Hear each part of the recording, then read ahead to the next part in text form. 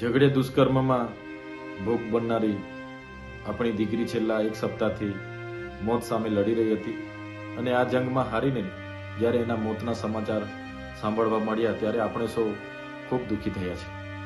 આવા નરાધમોને ફાંસી આપવા કે આ પરિવારને ન્યાય અપાવવા માટે પણ ઘણો વિલંબ થાય છે। આજે પોક્સો જેવા 4375 કેસો આજે કોર્ટોમાં પેન્ડિંગ છે, ત્યારે આવા કૃત્ય કરનાર રાક્ષસી નરાધમોને તાત્કાલિક ધોરણે કડક સજા થાય, એમને ફાંસીની સજા થાય, એ માટે આવનારા ભવિષ્યમાં સરકાર કડક કાયદા બનાવે એવી અમે માંગ કરીએ છીએ। ભરૂચના ઝઘડિયા વિસ્તારને દુષ્કર્મથી પીડિત બાળકીના મરણના સમાચાર વાયુ વેગે ફેલાતા બાળકી સાથે થયેલ અત્યાચાર પર ઘણા બધા નેતાઓએ સહાનુભૂતિ વ્યક્ત કરી છે। તેવામાં આપ ધારાસભ્ય ચેતર વસાવાએ ઝઘડિયા દુષ્કર્મની પીડિતાના મરણ બાદ શોક વ્યક્ત કરતા નિવેદન આપ્યું છે। શું છે આખો મામલો, વાત કરવી છે આ વિડીયો। નમસ્કાર મિત્રો, હું પાર્થ અને આપ જોઈ રહ્યા છો પાઇપ્સ ઓફ ઇન્ડિયા। ગઈકાલે વડોદરાથી એક દુઃખદ સમાચાર આવ્યા હતા, જેમાં ભરૂચની 10 વર્ષની દુષ્કર્મથી પીડિત બાળકીનું અવસાન થયું હોવાનું સામે આવ્યું હતું। ત્યારબાદ આ ઘટના પર ઘણા બધા નેતાઓએ સહાનુભૂતિ બતાવી હતી। તેની વચ્ચે ડેડિયાપાડાના ધારાસભ્ય ચેતર વસાવાએ પણ નિવેદન આપ્યું છે। તો ચાલો સાંભળીએ કે ચેતર વસાવા શું બોલ્યા। ઝઘડે દુષ્કર્મમાં ભોગ બનનારી આપણી દીકરી છેલ્લા એક સપ્તાહથી મોત સામે લડી રહી હતી અને આ જંગમાં હારીને જ્યારે એના મોતના સમાચાર સાંભળવા મળ્યા ત્યારે આપણે સૌ ખૂબ દુઃખી થયા છે। ત્યારે એમની માતા પિતા, એમના પરિવાર પર શું ગુજરતી હશે એ સંવેદના સાથે આપણે સૌએ વિચારવું પડશે। આજે છેલ્લા 10 વર્ષમાં ગુજરાતમાં આવા કેસોની સંખ્યામાં 400 ગણો વધારો થયો છે અને આવા નરાધમોને ફાંસી આપવા કે આ પરિવારને ન્યાય અપાવવા માટે પણ ઘણો વિલંબ થાય છે।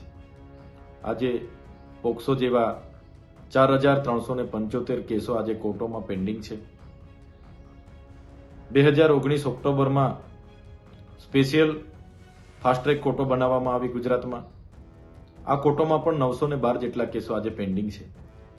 ત્યારે આવા કૃત્ય કરનાર રાક્ષસી નરાધમોને તાત્કાલિક ધોરણે કડક સજા થાય, એમને ફાંસીની સજા થાય, એ માટે આવનારા ભવિષ્યમાં સરકાર કડક કાયદા બનાવે એવી અમે માંગ કરીએ છીએ। સાથે કોઈ પણ દીકરી સાથે આવી ઘટના નહીં જ ઘટવી જોઈએ, છતાંય કોઈ બીજા રાજ્યોમાં આવી ઘટના ઘટે છે। આપણા મુખ્યમંત્રી, ગૃહમંત્રી અને બીજા મંત્રીમંડળ એ રાજ્યોના સરકારોને સલાહ આપવા માટે બહાર આવે છે, લાંબા લાંબા ટ્વીટ કરે છે, કેન્ડલ માર્ચો તમામ વિસ્તારોમાં કાઢવામાં આવે છે। ઝઘડેની ઘટનામાં આટલા દિવસો સુધી સ્થાનિક નેતા હોય કે ગુજરાત સરકારના ગૃહમંત્રી, મુખ્યમંત્રી જે મૌન સેવ્યું છે, એ મૌન આવા કૃત્ય કરનાર લોકોને હિંમત આપતું હોય છે। એટલા માટે આવનારા ભવિષ્યમાં કડકમાં કડક કાયદા થાય અને આવા કૃત્ય કરનાર વ્યક્તિને જાહેરમાં ફાંસી મળે એવી અમે માંગ કરીએ છીએ। આપણે એક બાજુ મહિલા સુરક્ષાની વાત કરીએ છીએ, બેટી બચાવ બેટી પઢાઓની વાત કરીએ છીએ, પણ જે ગુજરાતમાં છેલ્લા એક વર્ષમાં 648 જેવી આવી ઘટનાઓ ઘટી છે, એ આપણી બરવી વાસ્તવિકતાઓ છે જે આપણે બધાએ સ્વીકારવાની છે અને આવનારા દિવસોમાં આવી ઘટનાઓ પર રોક કઈ રીતના લગાવાય એ બાબતે આપણે બધાએ ગંભીરતાથી વિચારવું પડશે અને એના પર નિયંત્રણ આવે એ પ્રકારની બધા જ લોકોએ આવનારા ભવિષ્યમાં પહેલ કરવી પડશે અને સરકાર આ બાબતે ગંભીરતાથી વિચારે એવી અમે માંગ કરીએ છીએ।